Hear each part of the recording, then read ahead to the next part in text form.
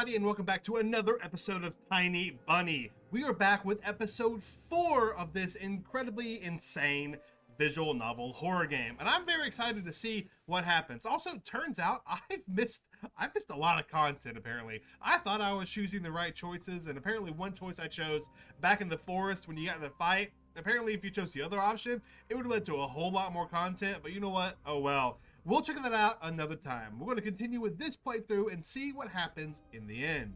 I hope you're excited. One more day until the brand new episode gets released. And until then, let's check out chapter 4. Let's begin. Stomp your hooves in weights. I'm excited. I'm excited.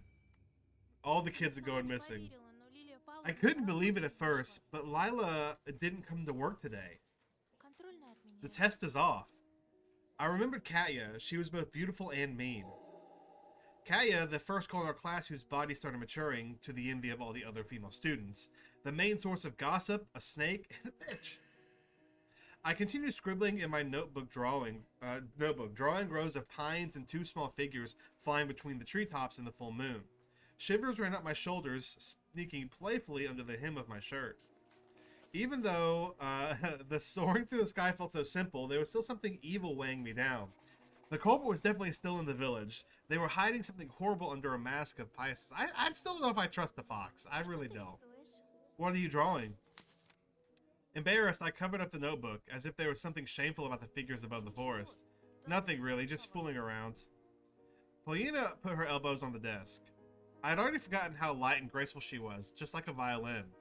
The anger and rage that boiled inside me yesterday during our phone call subsided, hid in a hole. I just couldn't stay mad at Polina.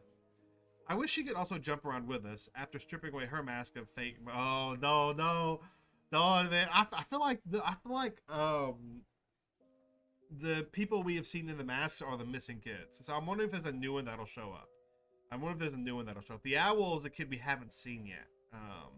I'm assuming, but I wonder if a new masked kid's gonna show up now. A fake mundanity.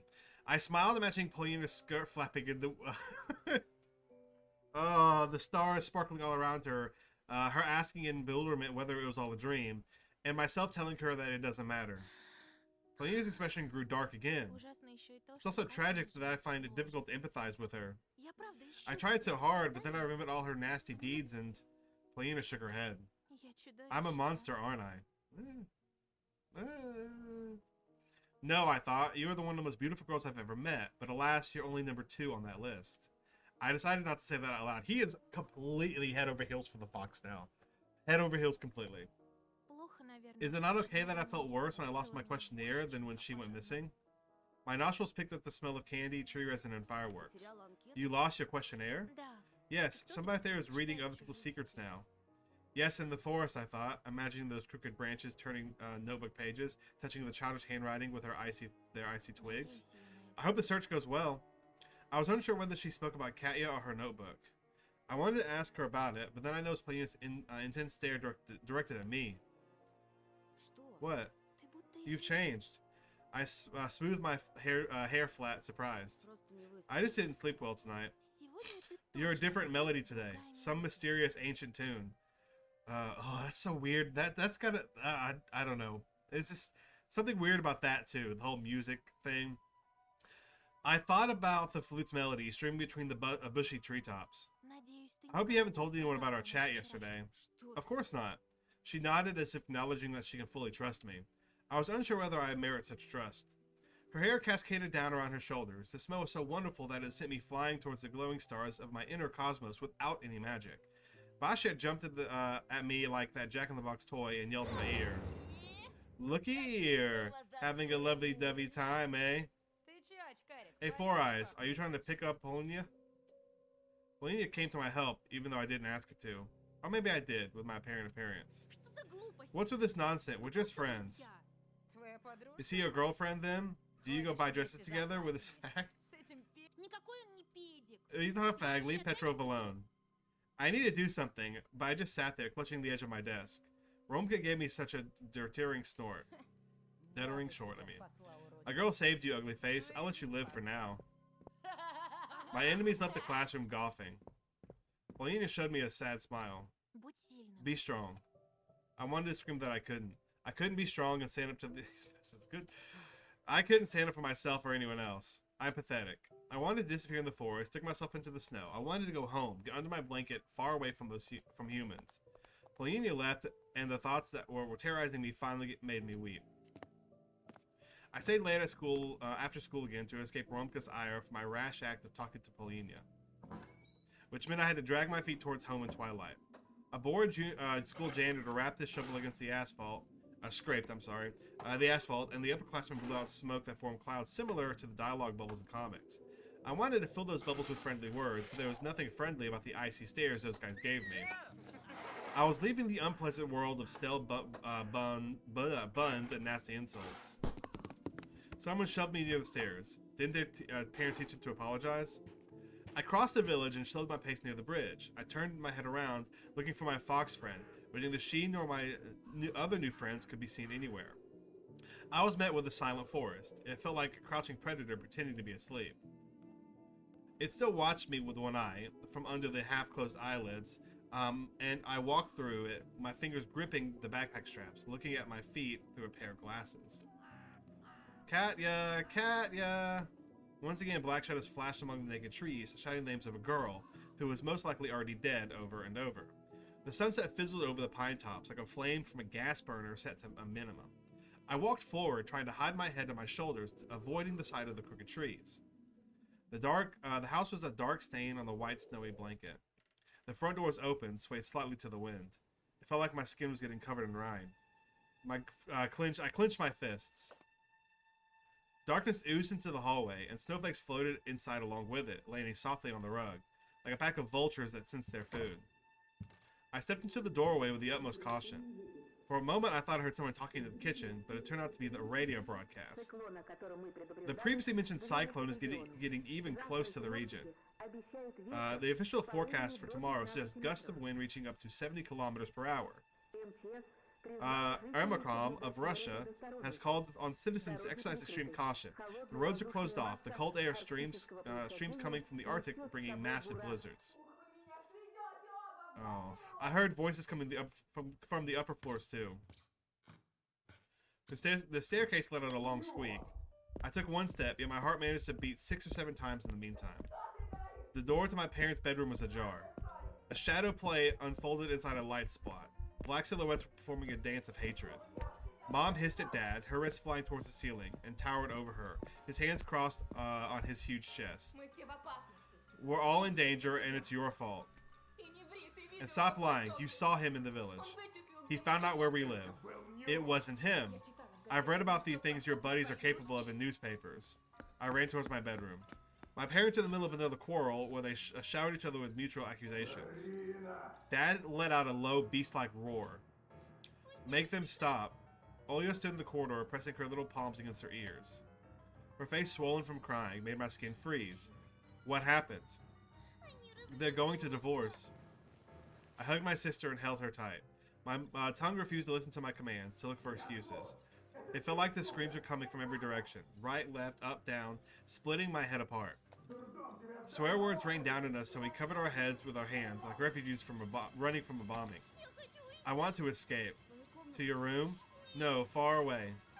Lead me to Neverland, you promised. I carefully unplugged Olya's hands from her ears and led her away from the room with our parents, which was vibrating with malice. Your fault. For whom? Your own, and your own, and only your own. I would never. In moments like these, I despise them even more than they despise each other. I bolted down the door to my room and leaned against it. My knees gave way. Look, Olya, I also hate it here. At least you can go to school. I let out a sad laugh. That school is one big nightmare. Everybody hates me. There's only this one girl who isn't making fun of me. She takes pity on me instead. I'm a beaten dog. You're not a dog, I don't know who I am anymore. But the outside world is clearly no better than our home. Do you know a better place? Let's go there. We'll fly or swim. If only we could do that. I would have sacrificed everything to escape and take you with me. Olya's upper lip trembled. Swear? I put on a bitter smile. On my own life. Oh, they're back. Something hit the window's ledge on the outside. Olio shuddered and shifted her gaze towards it. Bam! Another snowball cracked onto the window's frame. Were you expecting someone? I didn't reply. Instead, I let go of a wrist. Olio wept in fear. I crossed the room, wincing from every shout coming from our parents. I could hear plates getting smashed now. They must have moved their argument to the kitchen. Oh, here we go. Let's open it. Yeah, there they are. I freaking knew it. There's not a new one. Maybe they're not the missing kids, but it would make sense if they were. Oh, I don't know. I flung the curtains and opened the window. Hootie, Teddy, Wolfie, and most importantly, the charming Alyssa stood outside waving at us. I like how Wolfie's like, hey, and Teddy's like, hey. Olya gasped in surprise when she saw the owl girl. See, I told you. Yeah, I know. I always believed you. Who are they? Her fearful voice also had some curiosity mixed in. Only the most boring children sit at home in weather like this. We still have so many games to play, Hoop. Well, let's not play all of them. My paw hurts. We'll play a little, then rest. Friends. Yeah, I think Teddy's got to be him, because his hands all busted up. Like he was holding the glasses, and they, like, ripped the glasses from him and hurt his hand. That's got to be him, right? Come on out and play and dance. My heart started beating faster as soon as I saw Alice, and my inner voice practically screamed, she's here, she's finally here. Do they know the way to Neverland? I entertained that possibility, looking at the animal kids. Maybe, let's go find out. The silhouettes of my friends, forest friends, promised to free us from the sadness, anger, and nightly horrors. I made sure Oya wore warm clothes. Mom barked at Dad like wild beasts from that show with Nikolai Dorozhov. I don't know what show that is. We'll look that up later on the little thing. We sneaked past the rumbling kitchen into the snowfall outside. Alyssa ran up to me and hugged me tight, poking her cold nose into my neck. You took so long. We almost got old waiting for you shut-ins. She pressed her body into me even harder. Turns out waiting is so tiring. Oh, give me a minute to catch my breath. I was praying to leave for a long time once, hoot hoot, and when I was done, I forgot where I was supposed to go. Oya looked at the owl with suspicion, but she still giggled when the bird did a backflip and landed perfectly on her feet without staggering. All the other animals, as if on cue, stopped fooling around and stared at Oya in amazement. That's the girl who didn't want to become friends. My name is Oya. I was afraid of you before. Were you afraid of our Hootie? Maybe she has owlphobia. Can you cure that? It doesn't matter as long as she's not afraid of having fun. Or she might just get scared to death with us. Ha ha ha. I was stunned at the realization that my lips were slowly forming a smile. Every time I met Alyssa, it felt like I crossed a river, and the sound of flowing water suppressed all of my negative thoughts. Your costumes are so pretty. The Fosco let go of me and squatted beside Olya. What a cutie. Why do you have such a cute creature from us before? I glanced at the house, worried that our parents might have seen us and were about to ruin our fun like they always do. Then hugged my sister and replied, let's go further away from here. Sure thing. Hey Olya, do you know how to find Grandpa Frost in our forest? My little sister's eyes widened. How? You need to follow the sweet trail. Alyssa bent down to get candy out of the snow. Olya raised her hand in amazement. She gave me an inquiring look. I nodded.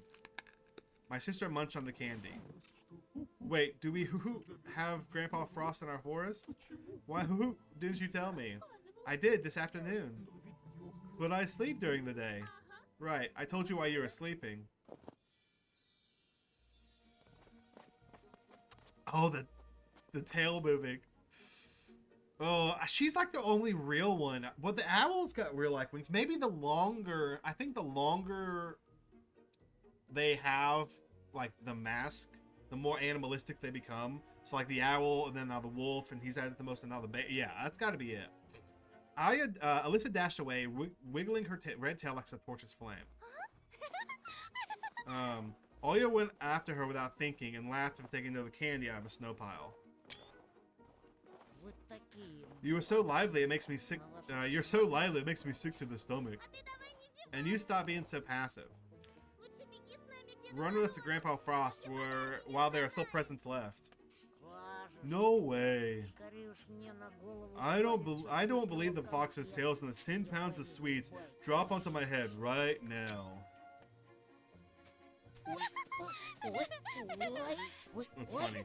When the aforementioned sweets started raining down the bear's head, I couldn't stop myself from laughing at him owing and bobbing his head up and down. Tasty treats glistened in the snow. Teddy sneezed and pulled a little bear in the north candy out of his ear.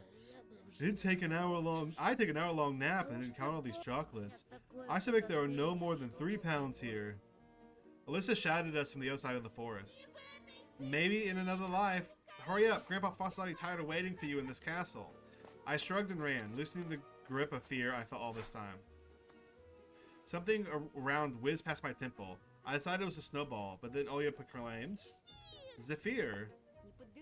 Don't pick it up, it's dirty. Huh, do you believe in microbes? What is this Zephyr? I want to know what that is. A soft confectionery popular in post. Okay. Oh, it's just like a dessert thing. Cool. And you don't? I used to. The graceful rows of colossal pines greeted us with a rustling pause. Snow drifted upwards into the endless black sky, just like last time. Snow piles lightened up like melted silver. So pretty, and I thought the forest was scary. Parents told us scary stories of the forest, owl, and snow, but those weren't one. Oh my god. No, excuse me. But we weren't one bit worried. Playing with her when the moon glows. I did my best to keep track of Olga's movements, but it was a difficult task. My sister would jump inside bushes, picking up more candy, only to then get back on the trail laughing.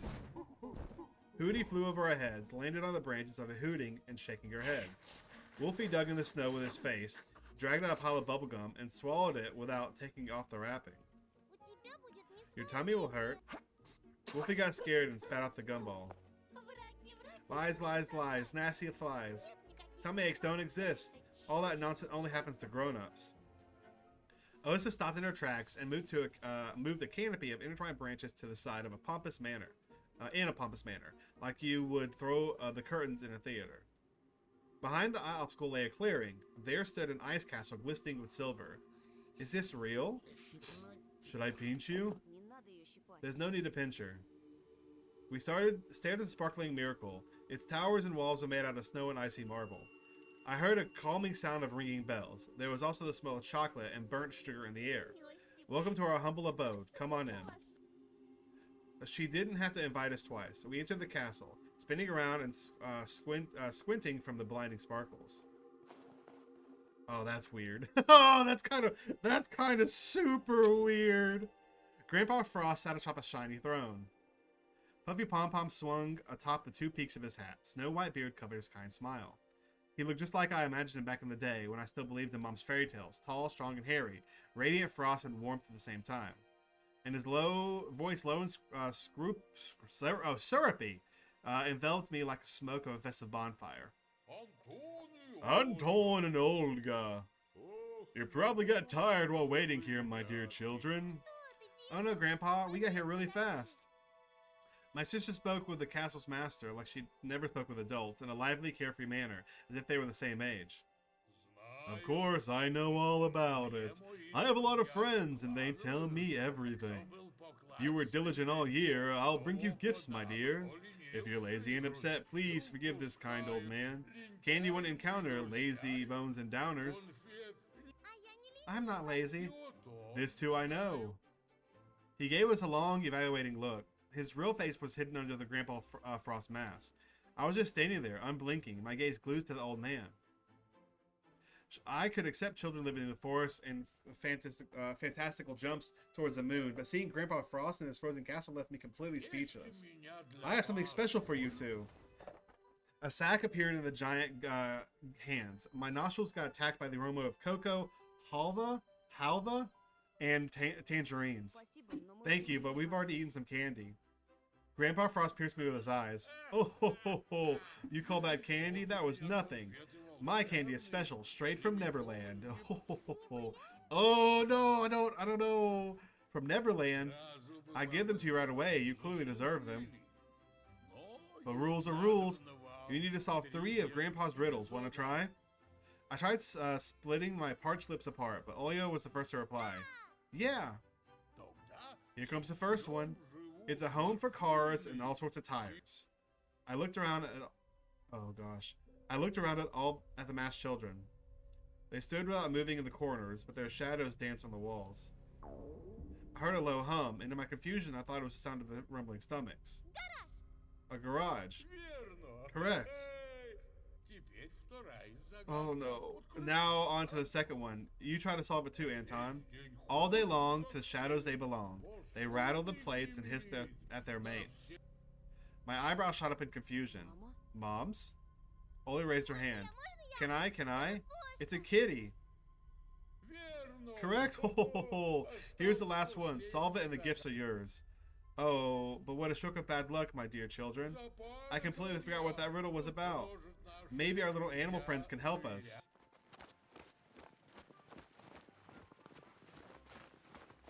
Oh, man, I have a bad feeling. Children in costumes surrounded us, laughing and stomping, only to not spinning in a crazed roundelay.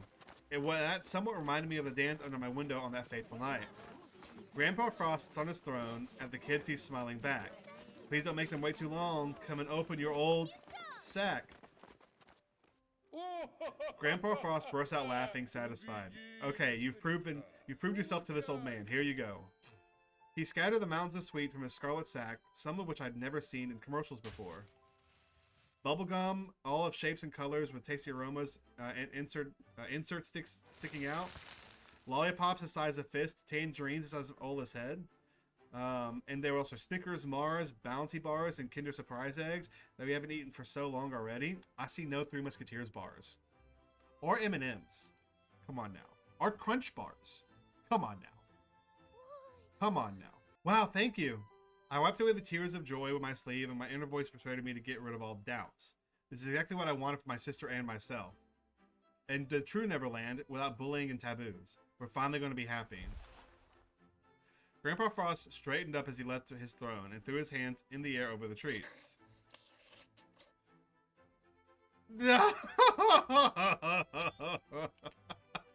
Oh, the wolf foot is so creepy. The animals that stood to his sides also raised their paws. Their eyes sparkled brighter than precious gems. The wolf's maw was wet with saliva. Feast, my children. The animal kids rushed to devour the candy one by one, pushing each other and growling. Their faces were smeared with something dark. Olia grabbed the closest candy and tore off the wrapper. I can't even deny it. I don't know. I don't know. I fished out the most tasty looking candy from the pile of sweets on the floor. Oh, frick. I knew it. That took a bite. The fact that it gets all colorful when stuff like this happens is really insane. It's insane. Milk chocolate melted in my mouth. I applaud your bold decisions. Now it's time for you to play. I will grant your deepest wishes. Let me lighten up your day. Anton, look. Oh no. I have a bad feeling. My sister's face was smooth with chocolate, and I was about to reprimand her, but the words got stuck in my throat.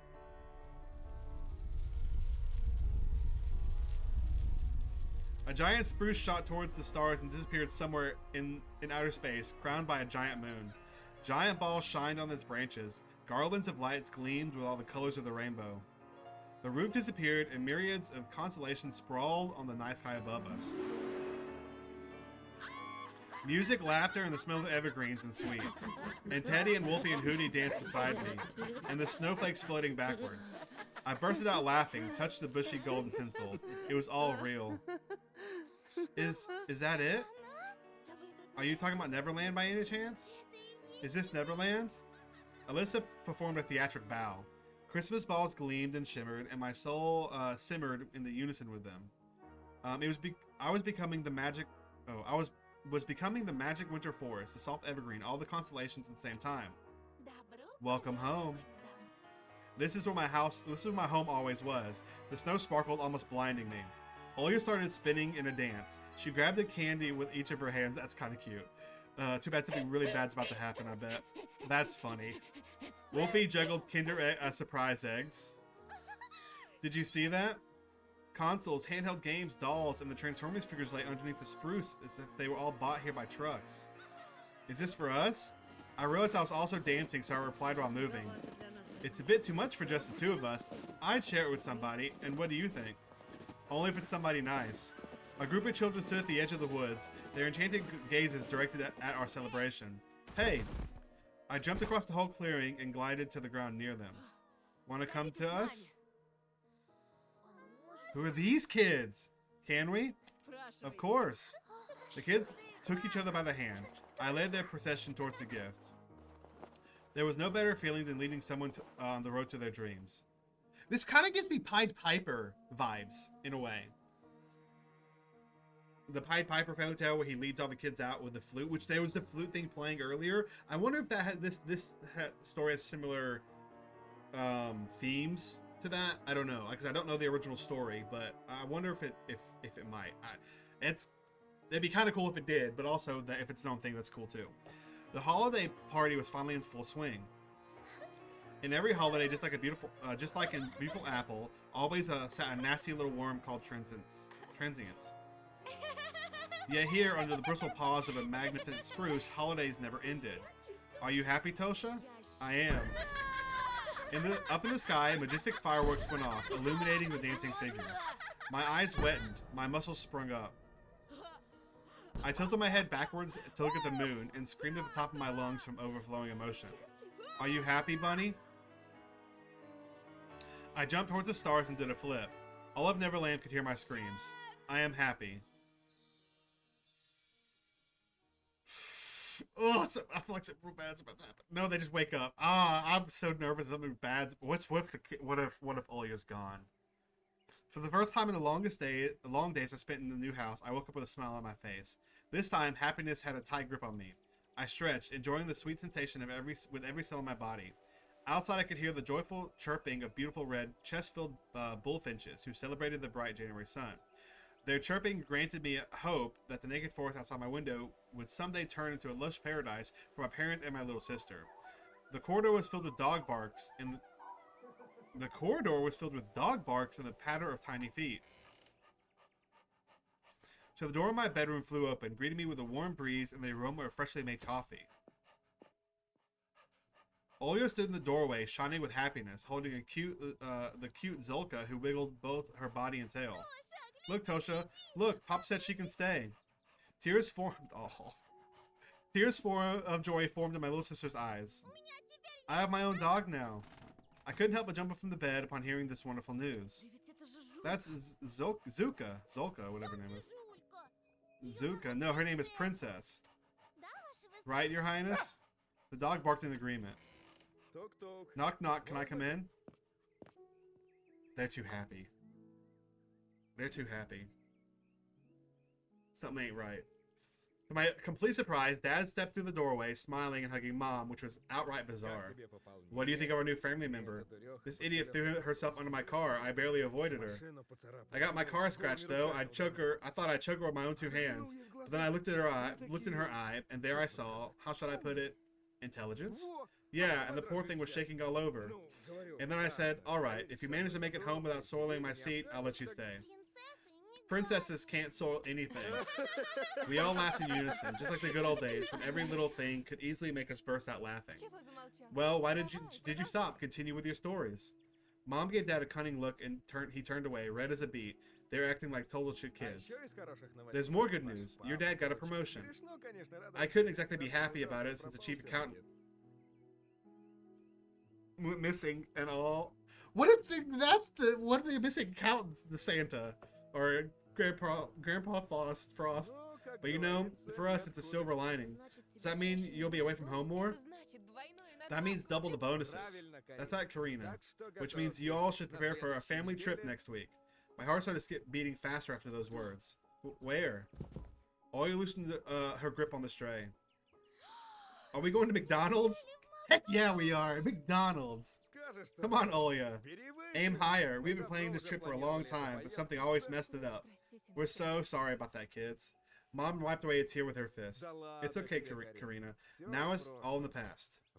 Anyways, gather your things. We're flying to Disneyland.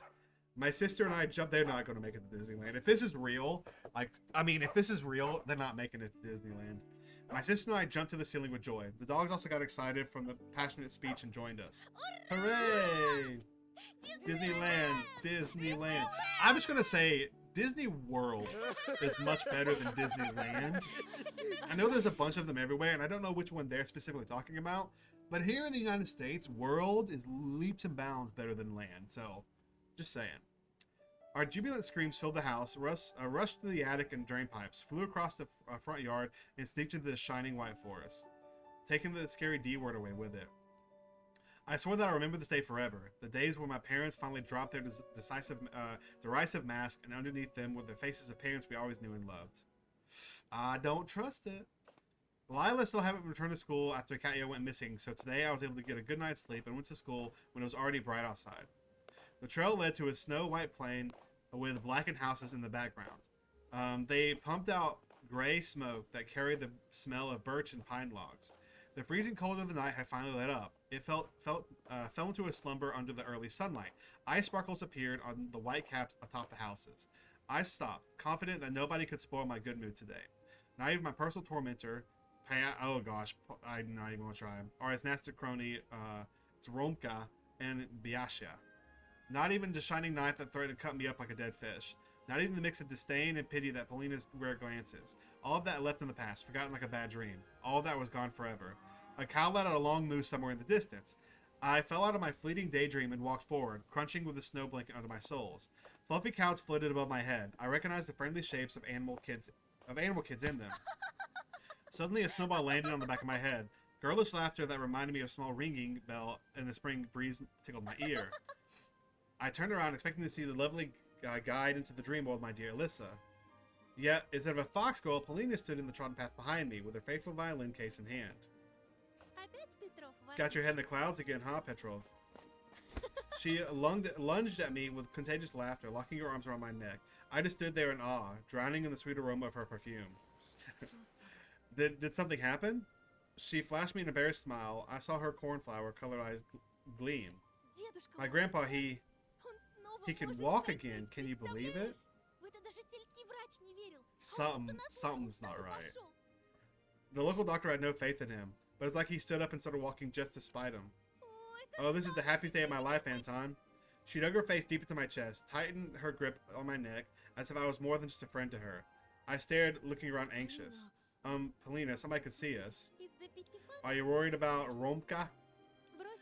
Then you're worried for nothing. He's gone now. He has not been seen for a while. I cautiously parted with Polina, trying to understand whether it was some sort of prank or the truth. Wait, you don't believe me? The officer, Lieutenant Tikhonov, came to our house just last night.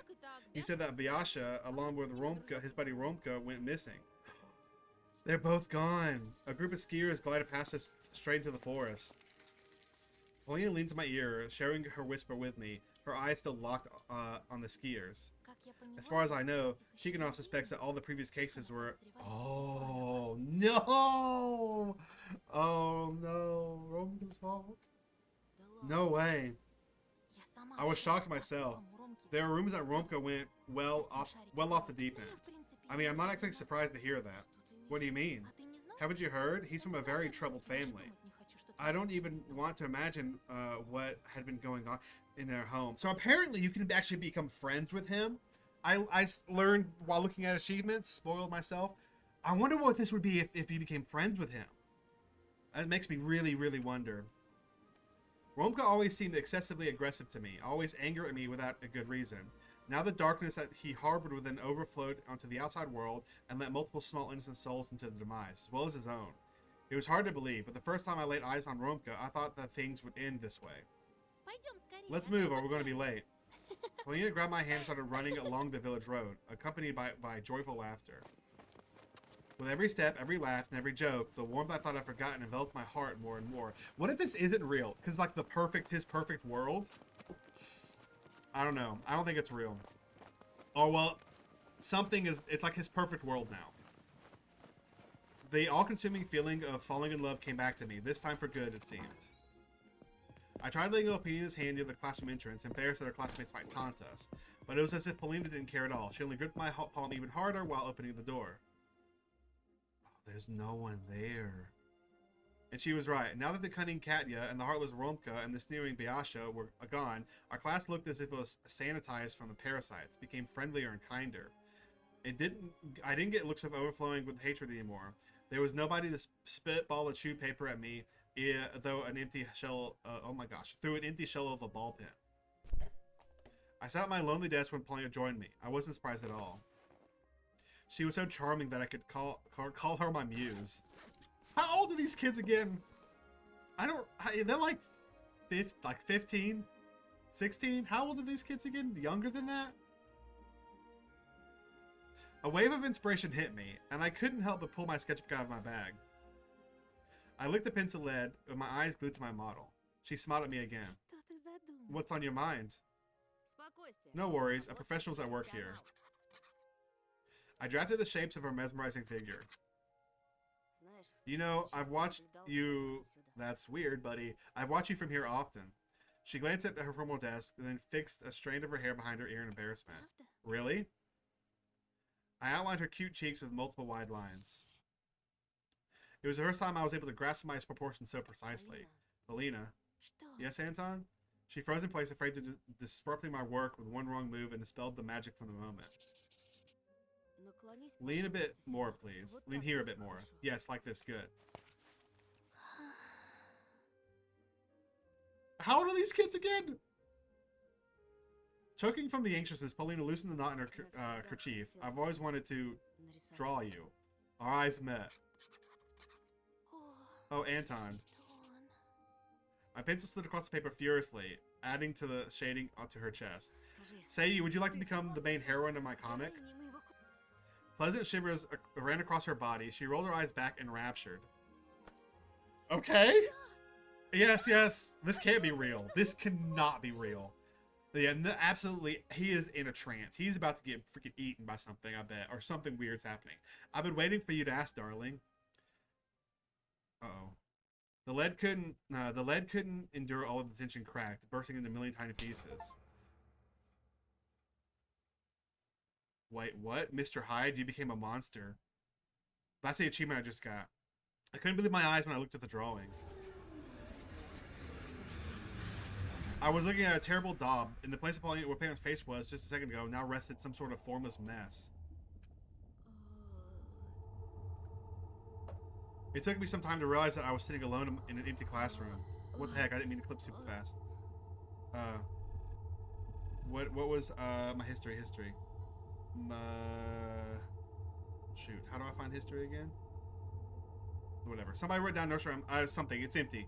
I can't remember, and I can't even see my dang mouse anymore. That's it. Backlog. Empty classroom with only specks of dust flying in the moonlight as my company. It was dark outside. My classmates, Polina, the feeling of Europa, all of them were gone. Somebody wrote down a nursery rhyme on the blackboard with a piece of chalk, but some of the words were wiped out and only could read bits and pieces. Oh, so I can go back that way. That's good to know. 1, 2, bunny, meat. Oh, no! I was no longer smirking like an idiot. I stood up, pinched myself on the wrist. A ringing and silence engulfed me. I don't think I got a good ending. I have a little theory. I don't know.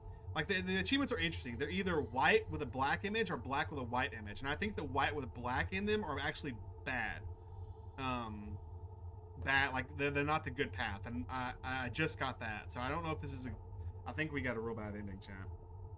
I stood up, pinched myself on the wrist. A ringing silence engulfed me. There was a taste of vomit in my mouth. My ears buzzed from an endless scream, full of despair and horror. Hey, is anybody out here? Shadows swarmed the corridor. I walked past the boarded up classrooms, past the rotten spots on the wall, and the silvery cobwebs. Oh, no. Oh, no. I wonder if these are like Patreon people who supported the game.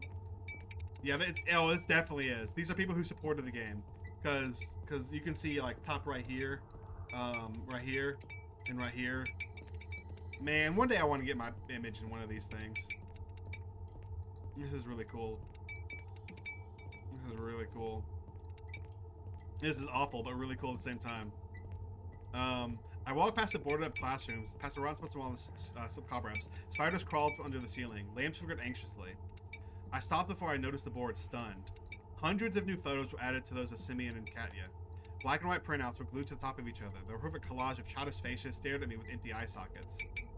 Unable to endure the torture of stares of those watchful gaping holes, I ran out of the school.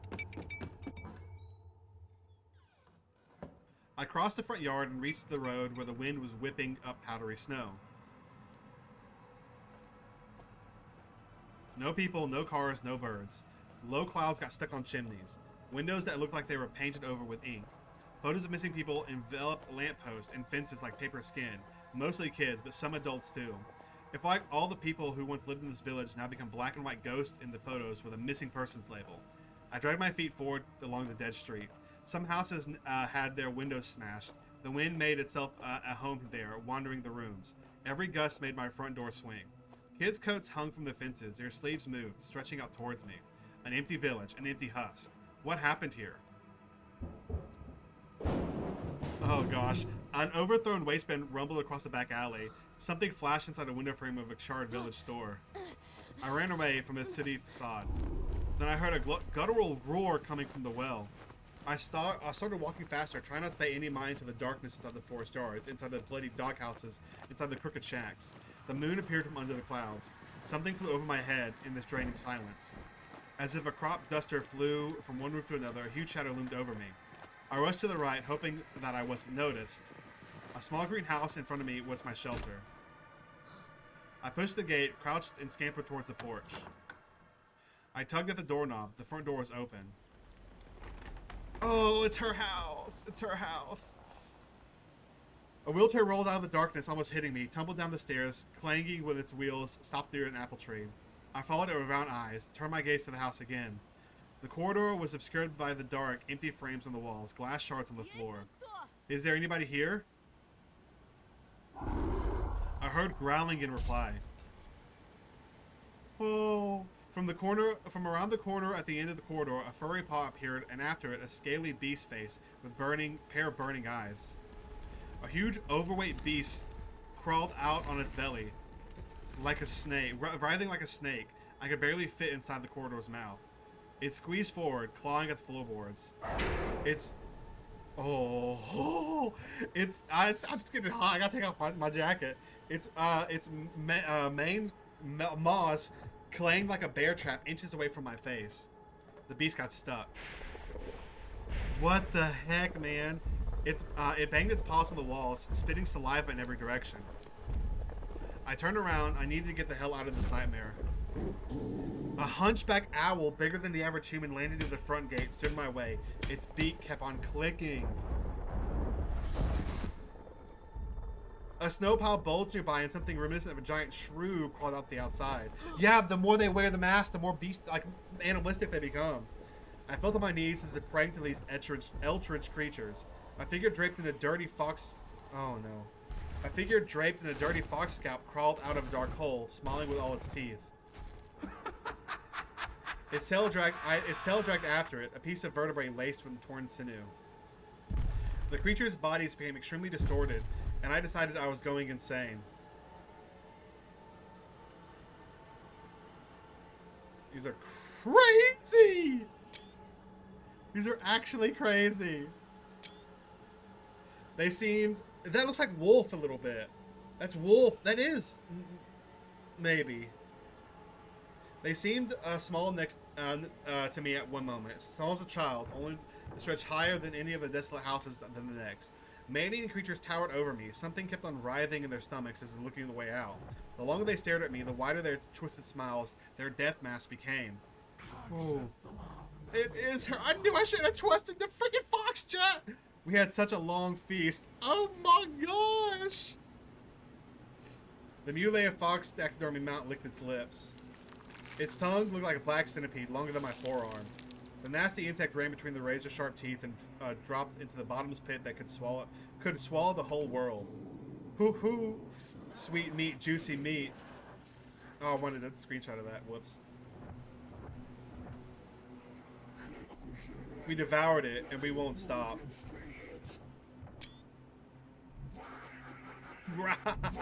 There's nothing cute about their speeches. It was all just animalistic growls and bird-like voices. But I was able to understand every word as if we were speaking the same language. It was a shame you couldn't catch up with us, Bunny.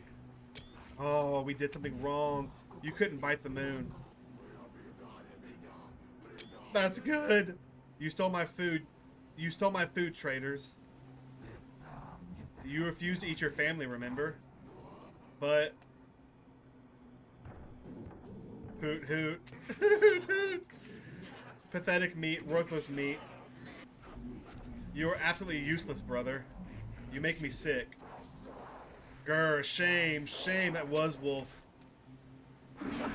Indescribable horrors gripped me when the laughing beast held their clawed paws towards me. Then suddenly the thing that pretended to be a fox started barking loudly. Fools, it's time. It's his time to bring the treats. Grr, fur, nothing, grr. Hoot hoot, let him fulfill his mission. We'll be waiting for some meat from you tomorrow night, or else. Or else. Or else. Or else. Or we'll eat your entire family. The monsters formed a circle around me and started dancing. I screamed. Huge eyes, fangs, claws flashed in front of me, blurring into a string of colorful spots and smudges. 1, 2, time to play with you. 3, 4, 5, the owl will arrive. 6 on in, the wolf's great foe will stand. 7, 8, 9, stomp your hooves and wait. A fox's face protruded from the fuzzy lights that the beastly carcasses turned into. For the fox and for the bear. Bunny, tasty meals prepare. A desperate cry, my cry, fumbled across the back streets of the desolate village. I will prepare. The circle broke up and I ran for my life. It felt like I was running into a snare trap. My head was splitting. Ugly images danced and circled inside, colliding, falling over, getting up and dancing again. 1, 2. They flapped their wings, poked my face with their beaks and their salivating maws. 3, 4, 5. They howled and jumped around. My eardrums were ready to pop, either from their screams or for the internal pressure that fractured my skull from within. 6. My winter hat obscured my vision. It seemed like the whole sky tilted, like a roof that was about to collapse. 7, 8. Snow crumbled from the sky like plaster. I ran through the empty streets, through the icy world, chased by a pack of beasts. I couldn't see anybody when I turned around. I shut my eyes and hopped away from the ritual dance and went out inside my flared up mind. My ears squeezed with my palms to suppress the noise. I just wanted to stop my head from cracking open. What in the world? We got a horrible... I mean, it's not even... This isn't even the last chapter or episode. The sunrise found me deep in the forest.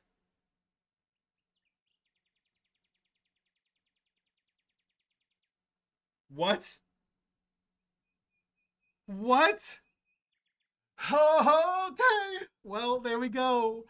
The final episode. I don't think we're gonna get a good ending. I either feel like I don't know if this is like I don't know. Like I feel like there's got to be a better ending. Like that them turning them all crazy. I feel like there's a way to like become one of them too. I don't know. I cannot wait till the final episode. The final episode will come out tomorrow. When it releases to everyone. That means you can play it as well tomorrow. Once again, thank you to Serenity Forge for giving me a key to this amazing game and checking out Chapter 5 before anyone else.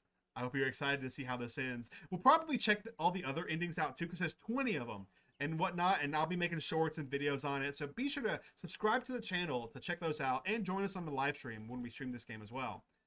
Until then, I'll see you in the next one. Bye!